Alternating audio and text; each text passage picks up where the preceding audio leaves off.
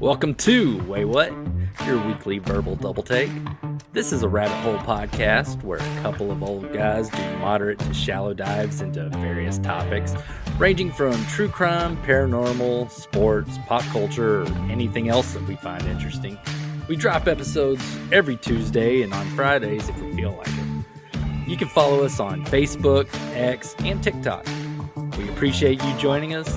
And now that we got all this self-promotion stuff out of the way, here we go. Hello, welcome to another episode of Waywut. My name is Darrell. I am the HHIC head host in charge today. Here I am with the guy that made one of our friends so mad that he spit on a TV screen after scoring on Tecmo Bowl. Jason.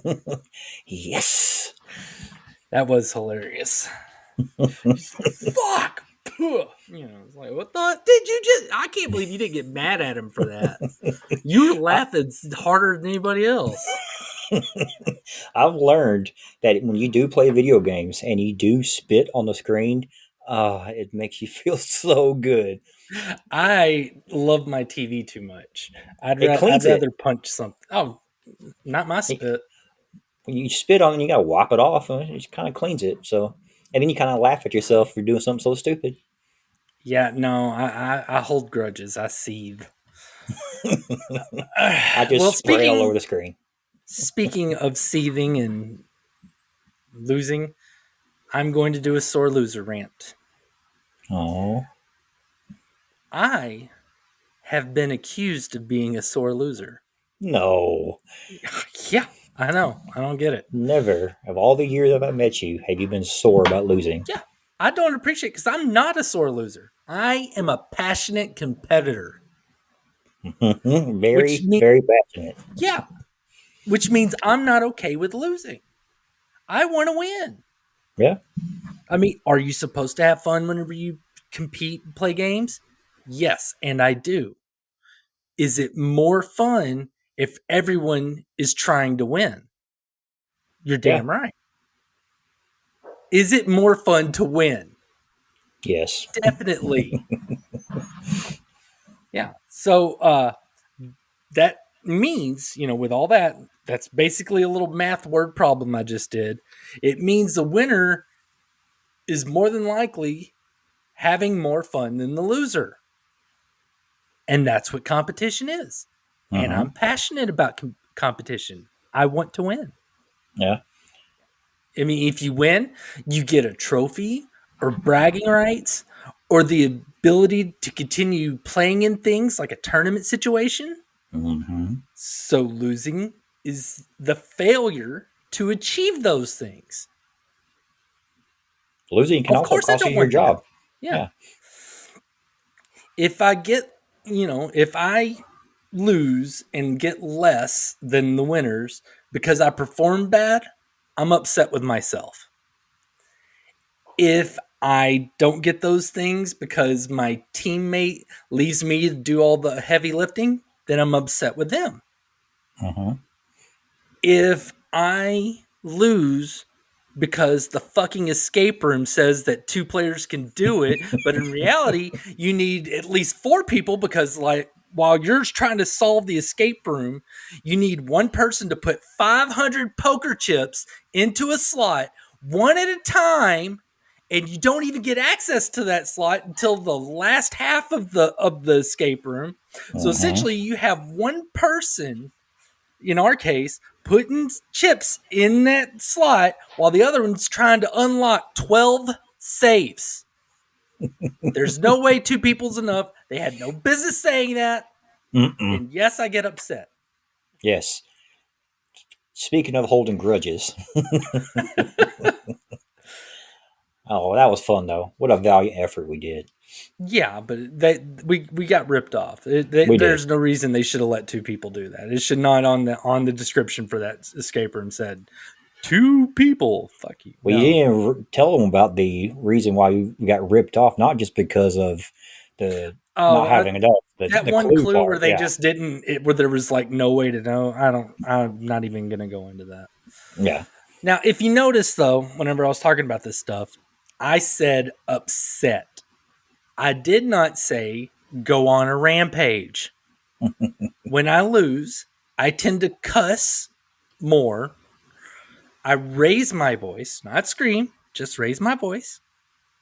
And occasionally I might throw something like my hat, or if it's really upsetting and I'm a couple decades younger, I might punch a wall. I had a little Hmm. less control back then. I still punch walls. That is expressing emotion and not bottling up. Like a healthy person. You Hmm. just store it all inside, it's going to make you sick. Absolutely. Now, a true sore loser would spit on the TV screen or throw something that's breakable or scream very personal insults at someone and destroy that relationship. They are not expressing emotion. They are destructive, abusive, and I'm neither of those things. I'm not. You're not abusive, no. No. Or I'm not destructive. You destroyed some things. Your video What? game controllers, you've had Oh, plenty of well, those shattered. I was in my 20s. I was more passionate and angry back then. Yeah, games are much harder. Now, do you know what makes negative emotions worse after a competition? It's when the person that beat you tells you that you shouldn't be upset. Oh, Now, first, fuck you. Let's get that out of the way. Second, man. that's the equivalent of someone taking a bite out of a cake that you like and then throwing the rest in the trash. It's not cool. It's like being Rose on the door floating in the ocean and telling Jack, "Stop chattering your teeth because the water isn't that cold." Mm. Winners should be happy when the loser is upset. That means you won against a competitor that gave their all. I can Do see not that. Yeah, do not diminish their efforts by telling them that they shouldn't be disappointed that they lost. As long as that person isn't throwing the board game across the room or screaming abuses at someone, let them be angry and upset. Yeah, tell them good game and move on. Yeah, and let them vent it Let out. them Like brood. that Yeah. on the day of that escape room, I was bitching and complaining our entire drive to that arcade that we went to afterwards. And then after we got to the arcade place of games, I was good. Yeah, you even recorded it. How mad you were. Well, yeah. See TikTok. Hmm. Now, I think the best way to really let you winners out there know what a real sore loser is for me to show you the worst of the worst. All right. Which brings us to today's topic, the Sore Loser Hall of Shame. All right. That's a good topic. Yep. We will be going over the worst losers, the ones that give all of us passionate competitors like myself a bad name. Well, before you get started, I have a question about our early baseball playing days. You Okay. know, we had to always go across the diamond and shake their or slap the other team's hands. Good game, Tell good them good and game, good good game. Yeah, no game, matter good how game. bad you just got slaughtered, you still had Huh? to do it. Did you ever do anything bad going Only across thing there? I ever did was like bad game, bad game, bad game. You ever I pull back wasn't one your of those. hand? No, I always put my hand out. I might say bad game. I was never one of those ones that would put their fist out. Mm-hmm. I remember there were some kids that would do that instead of putting open up, they'd go like that and like start try to hit people's hands. I never did that. No, I've had kids come by and they get to us and they'll throw their hand up like they're not giving us a high five. They're going to skip us for whatever reason, or of course the real hard high five when they rear back and give you a hard one. Yeah, Yeah, that's not cool. no, At no. least mine, I expressed my disappointment and there was no physical injuries to anyone else. So I did No, it in a healthy way. no stink palm. No, gross. Even you, stink palm is one of those things where it's kind of like mutually assured destruction because True. yeah, Hmm. you give them stink palm, but you got one too. It's stupid. I don't get Very it. true. Yeah. All right, now that we're done with that, Yeah. Had to know. Had to know. let's let us enjoy this. Not enjoy. Let us learn of the story of our first loser. On October 3rd, 2022, there was a pickup basketball game going down at the Paul L. Dunbar Learning Center in Dallas, Texas. Okay. I couldn't find anywhere if it was a one on one game, but I will admit that I kind of hope that it was. The one thing I do know is a 31-year-old man named Cameron Hogg lost that game. The person that beat him was his friend, a 21-year-old woman named Oh. Asia Womack. I really hope it was one on one. I really do. Uh, Reports say that they did get into an argument, resulting in Asia leaving to go to a friend's house that lived by the park. Hogg left the park to take his kids back home, and I guess getting beat by a girl in front of his kids was a bit too much for him because he came back to the park with a gun. Oh. Without saying a word, he went to Asia as she was watching a football game and shot her 5 times. Dang. Yeah. Hogg left the scene and wasn't there when the police and paramedics arrived. They attempted to save Asia, but she did later die at the hospital. It took them over a week to find Hogg, and he was eventually arrested for murder, fleeing police, and driving while intoxicated. And really kind of hammer in that, they didn't want that bastard going anywhere. They set bail as $1.75 million. For It's like, Bill? Wow. yeah. They're like, nope, your ass is staying put. Eventually, in February 2024, Hogg took a plea deal. After pleading guilty to murder, he was sentenced to 20 years in prison.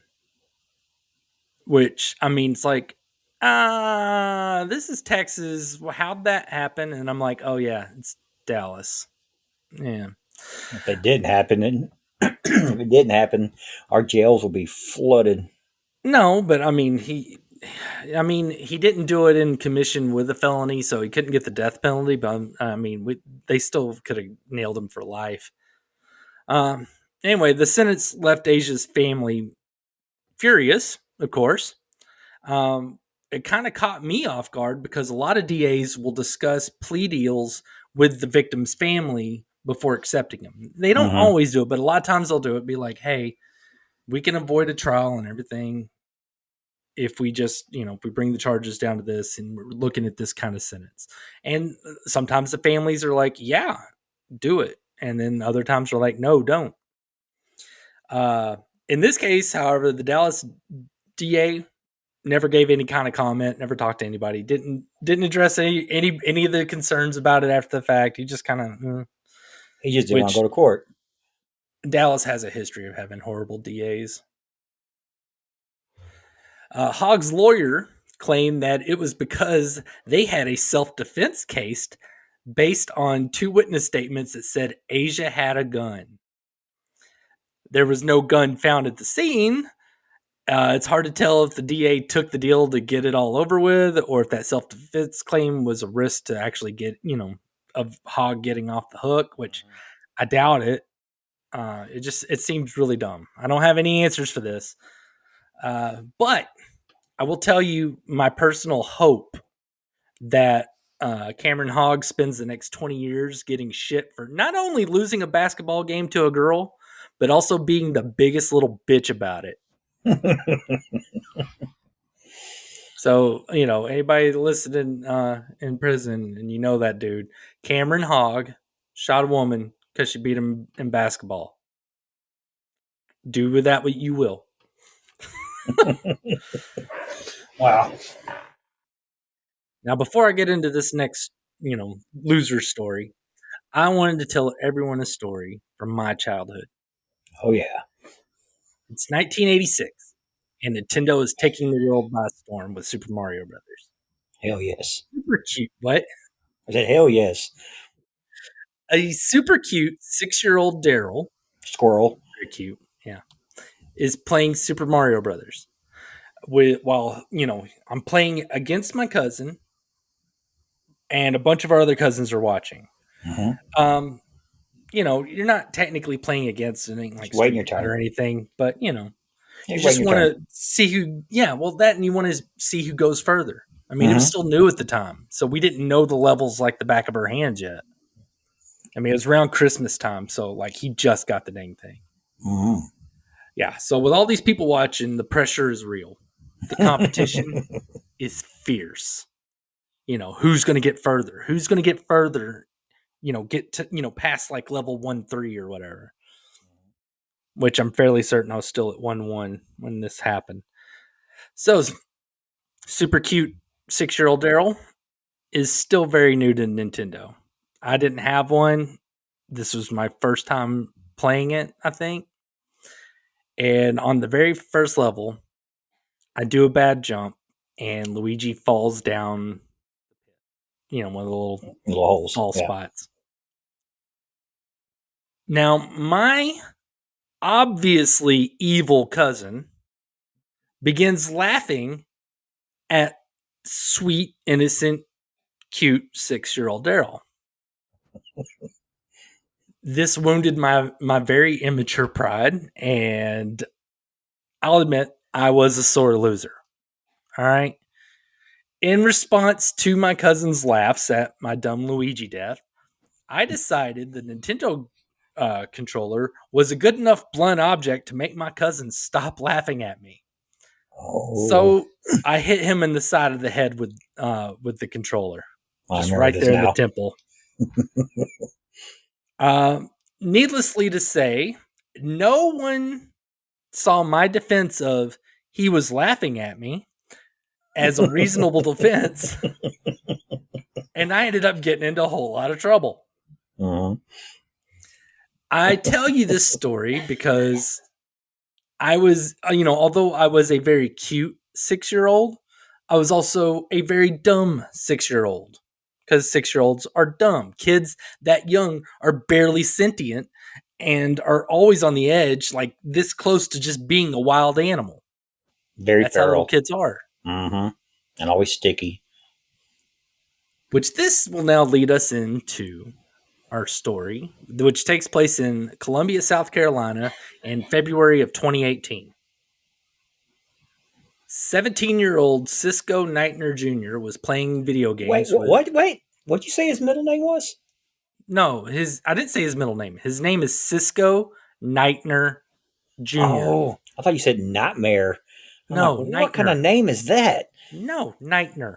Ain't Cody Rhodes. Okay, I'm sorry. Knightner. Knightner. Fine. He's playing video games with 3 other teenagers. Mm-hmm. According to Cisco's parents, Cisco and these 3 boys were very close friends that hung out every single day. However, on this night, something went wrong. After getting into an argument about the video game, one of those teens shot Cisco in the head. Damn. Yeah. 16 years old, you said? Yep. Unfortunately, that's all the information that I have on this case because they charged the killer as a juvenile. Had I, killed my cousin with my attempted controller bludgeoning when I was 6 years old, I could see that being handled in juvenile court. Mm-hmm. You know, You're and like 6. I've intended to kill him. I just wanted to hurt him really bad. You get pissed off at a video game and shoot someone when you're 16. That's a smidge too close to adulthood, in my opinion, to be handling that as a juvenile. True. You knew exactly what you were doing. However, the victim, Cisco, his father thoroughly disagrees with me and said that he did not want to see 2 families ruined. So he was on board with them trying him as a juvenile. He didn't want his life ruined. Oh, It's that awfully nice of him. yeah, it's very admirable But I'll be honest, I don't trust that kid to mature away from killing people when he gets pissed off. But not my call. Not my call. Um, What year did you say this was again? this one was wasn't that long ago. It was 2018, 2018. so not long ago. 16-year-olds. Can't even blame COVID. It's got to be Call of Duty. Call of Duty or Madden. One of the two games. Probably, or NBA Live or something. Mm-hmm. Uh, I did see that after all this, Cisco's family was setting up a nonprofit called Shine for Cisco. It was going to do like some scholarships and stuff, but I guess it didn't take off because I can't find anything on it now. Nothing about like, hey, here's what we've done, or donate here. No.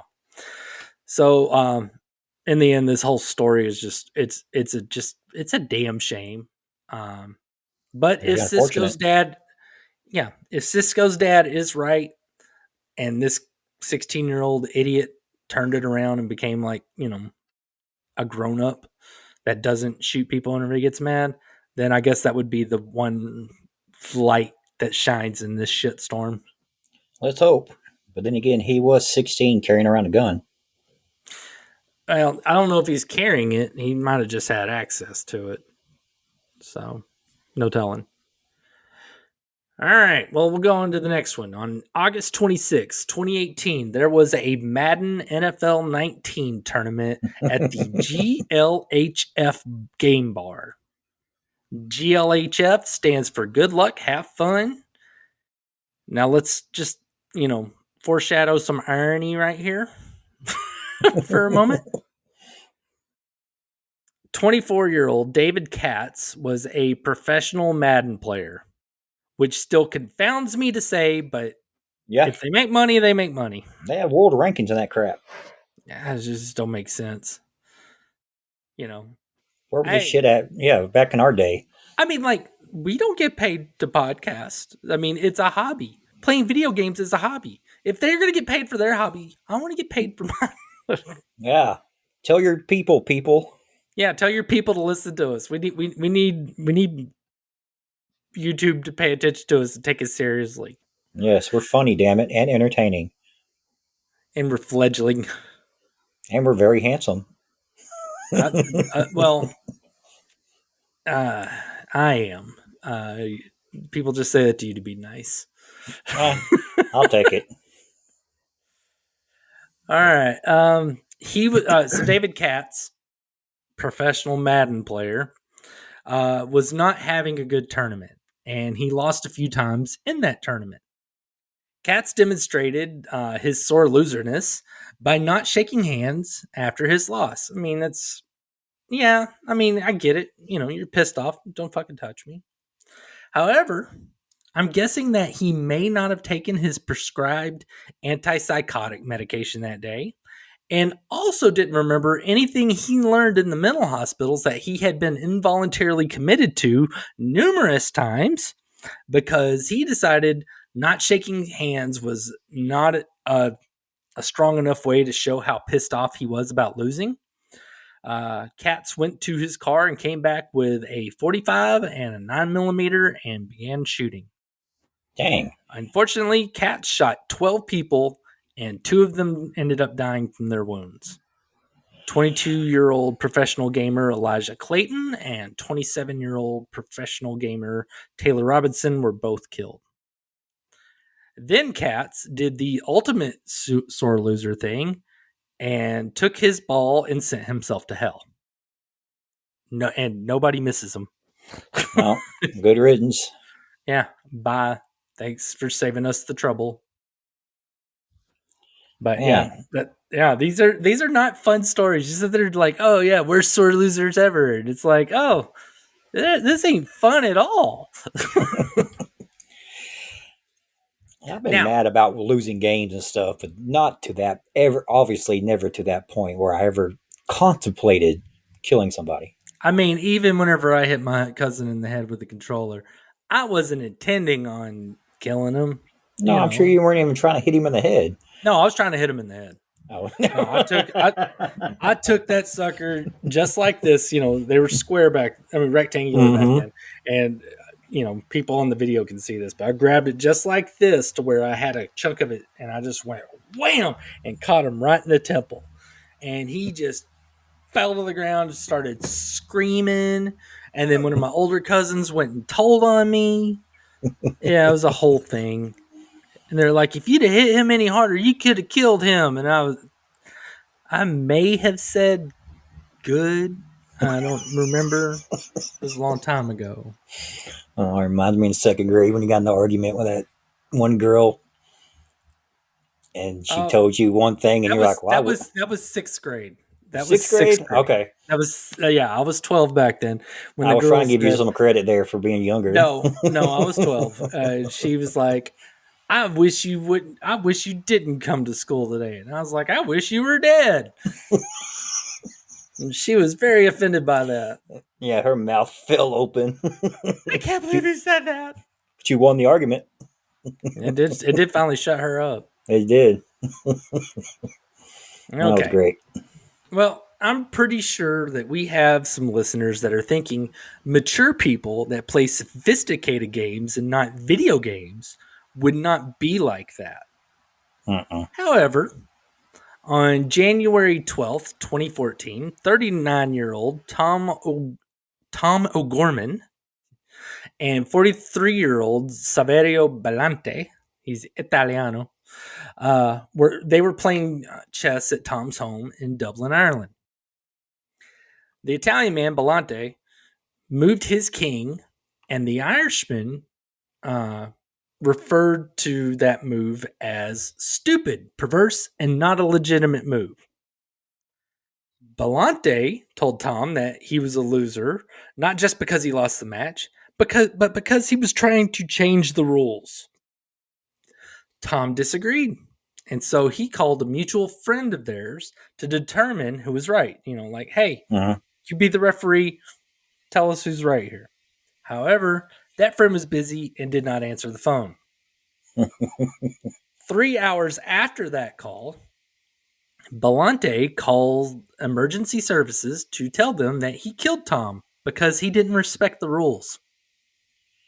Well, The at least he admitted the murder, truth. Yeah. yeah, the murder would start out how you might think, you know, with an argument. Then, Bellante got too pissed off and he ended up hitting Tom in the head with a dumbbell. Oh. Now, despite the severity of the blow, Tom was still alive when he was stabbed by Bellante in his neck and chest. There were 3 stab wounds in his face and a neck wound that pierced his carotid artery and jugular vein. After that, Tom died very quickly. He bled Yeah. out. However, Bellante wasn't quite done yet. Oh my. There was a huge hole cut into Tom's chest, and it was found that part of one of his lungs and his heart were missing.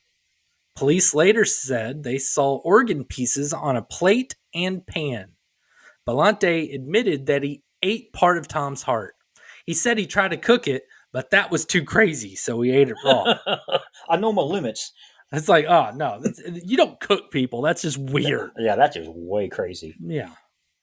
It's like, oh my gosh, I'm so stunned here. The guy that killed someone over a game of chess is crazy. I was sure When hoping they were going to use one of the chess pieces as find it somewhere. Gross.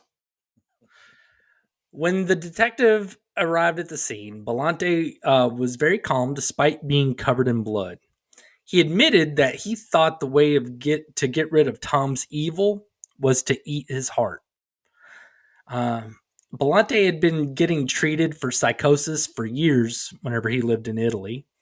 But after he moved to Ireland, his new doctors there decided to just lower his antipsychotic medication over the years and had just recently stopped giving him that medication altogether. This left Bellante believing he was God and on a special mission to stop evil in the world. and apparently it's evil to Cheating question rule chess. in chess. Well, no, because see, Belante was the winner in this one. I mean, not the winner, but he was the one that did the move, and the move Uh, would have made him win. And Tom was the one saying, "No, that move's a cheating move." But whatever.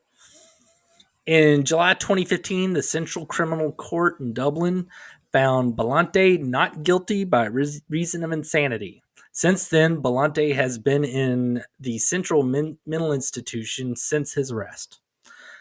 So that was in 2014, and the most recent article that I saw in 2022 that he was still in the mental institution. So 8 years, and they're still keeping him off the streets and hopefully medicated. Hopefully, they don't have a Yeah. chessboard in that rec room there. Now, Tom's family, the victim, his family was not a fan of the verdict and did attempt to get it revised in the high court, but everyone stood by the fact that Belante's fucking crazy. Plus being that the Irish medical system was the one eliminating his medication probably had something to do with it, in my humble opinion. It's like, yeah, why don't we just, push this Let's over keep him in here and here. Yeah. shush, Let's not let this come to light. we're not, we're not gonna, we don't want to vocalize too much that, we probably, fuck this up. Yeah, So, we're culpable in some way. all right. Well, either way, he's still locked away, still has mental issues, and is alleged to have periods where he gets very emotional about what he did and how many people were hurt because of it. Is this the case of a sore loser? I'd say so. I don't know if the move he made was legal or not, but I do know he was willing to kill over a chess move that might make him lose. So, yeah, he still gets marked up as a sore loser. Now, the last one we talked about had actually the last two we talked about had a lot of severe mental illness involved. Hmm. So this last story will be the kind of sore loser I think most people are likely to encounter: the gambling sore loser. Oh, I'm not one of those. Well, I can empathize with it. I used to play a lot of poker, and sometimes the poker gods seem to tickle the taint of some people with them catching cards like crazy, while that Hmm. same poker god seemingly used my cards to wipe their ass before throwing them back into my face. You know, Yeah, there are times, yeah, there are it times when I happens. play, yeah, there are times when I play slot machines and I get irritated if it, doesn't make losing my money fun. If it does like some fun stuff like blinky blinkies and little wins here and there, some back and forth, I'll get a little bit Yeah. back and then it takes a little bit more. It's fun. But if I just push a button and watch the money count its way down to zero, that's not fun. And I get irritated. Hmm. As you That should. be, oh, of course. Yes, rightfully so. I'm not going to say I don't deserve to get irritated. There's a difference That between a machine paying off a little bit and you sitting on it for 20 minutes and or nothing, 2 minutes. Yeah. just dead Big difference. spins. Yeah. Yeah. Big difference. Now, with that being said, any money I gamble with, I consider it already spent. Uh-huh. So where I might get irritated at my bad luck, it's my bad luck. So there's no reason to take my irritation out on other players, like in poker or, the machines, if you're a slot machine. I can't stand it when people like hit the slot machines or, at a poker game where they start cussing at other players for the way that they played. Dealer. Yeah, it drives me nuts. I mean, and I'm sure that most of the time the reason that, those people are getting pissed is because they are gambling with money that they couldn't afford to lose. Very true. Yeah. So Darrell's gambling tip of the day. If you go gambling, you consider the money spent and gone. Otherwise, you're not going to have any fun. Yep. You taught me that a long time ago. Don't pull out what you don't feel comfortable losing. Yep, you got to consider it already gone. All right. Well, emotions in gambling can get a lot worse if it's a bet between friends. Something a little less formal than a casino. Mm-hmm. Someone could get pissed if they win and the other doesn't pay up, or the other loses and gets pissed because they have to pay up. Well, this brings us to Eddie Robertson. Eddie was a 31-year-old man from Newark, New Jersey, and an avid San Francisco 49ers fan. Super Bowl 47 was the Niners against the Baltimore Ravens. He made a bet with a good friend of his, 38-year-old Talif Crowley, and he bet $700 that the 49ers would win. In the fourth quarter, San Francisco had the ball inside the 10. It was 4th and goal with a minute 50 left in the game. The quarterback, Colin Kaepernick, drops back for a pass. The 49ers receiver, Michael Crabtree, runs a route to the end zone against the Ravens defensive back, Jimmy Smith. Crabtree and Smith were both being super physical with each other in the route. Kaepernick throws the ball to Crabtree, but Crabtree couldn't reach the ball, and it makes it an incomplete pass, and now the Ravens' ball. Now, some people claim that there should have been a holding call against the Ravens. Others say that it was normal contact between, players. They go let them play. And yeah, let them play, and that the refs should not be deciding the outcome of the Super Bowl. Mm-hmm. Either way, the Ravens went on to win, and the 49ers, along with Eddie Robertson, lost. Robertson, being a sore loser, refused to pay because he felt the no call was unfair. Like, I'm not paying you this. The refs screwed me over. Yeah. Well, 2 days later, Talif was driving to his mom's house when he saw Robertson with a couple of other guys. Talif stopped his car and confronted Robertson about not paying the $700. Robertson was heard saying, "They cheated my team," before he pulled out a gun and shot Talif 6 times. Damn. He really did not want to pay him that $700. Why didn't you shoot him a 7th time? I don't know what gun he had, so I can't tell you. Robertson was arrested and was eventually sentenced to life in prison. Hooray, good job. And he'll be eligible for parole after 64 years. So, when he's about 100 or so. He won't see it. I'm down with it. Mm-hmm. Good job. His sore loser ways did not end with the murder. His statement at sentencing was that they have the wrong guy and he didn't do it, even though he did it like in the middle of the street in front of people. Yeah. This guy, he just cannot ever accept losing. Can't accept losing the bet, can't accept losing the court trial. I hope for his sake he doesn't make any bets he isn't willing to pay while in prison. If he doesn't pay up those cigarettes, they'll take it out of his ass or his mouth or both. Or both. Yeah. At the same time. Mm-hmm. So, Eddie, for the sake of your butt, don't gamble no more. Learn your lesson. Especially on sports. On sports. Betting between friends is a terrible idea. Absolutely. That's like loaning money to people and shit. It's just, it's a bad idea. There's certain things you just don't put into a friendship. No, you and I have been friends for, just call it 40 years. And not once have you and I bet on anything against each other. Not for money.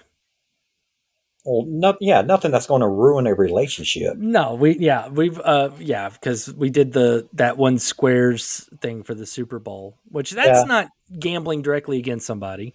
No. And then I think that's really about it. I mean, I think we played poker at the same table a couple times. We did, but we started off at different tables because we didn't want to put each other out. So we waited till the end where we didn't make it to the final 2. But if we did, we probably would have split the pot. Well, and it's kind of like, like I was saying, you don't put money in friendships, not in ways that, require like payments and stuff. Like gambling and loaning money to friends is a bad idea. Like if, like me and you hang out, I'll buy stuff, you'll buy stuff. I'll buy you shit sometimes, whatever, you buy me shit sometimes. It's like, oh crap, I saw this and it's like, oh, you'd love it, whatever.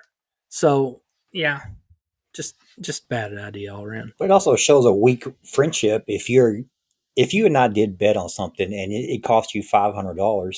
I wouldn't want your $500. You better fucking pay me, motherfucker. I'll shoot you. All right, well, that's gonna do it for the Sore Losers Hall of Shame. I think I've made a solid case that I am not a sore loser, despite what any TikTok or YouTube short might make me look like. More importantly, this is a cautionary tale. Take your meds. Don't make bets with your friends. And don't do escape rooms with 2 people that clearly need 4 people. And then you could just be a passionate competitor and not a sore loser.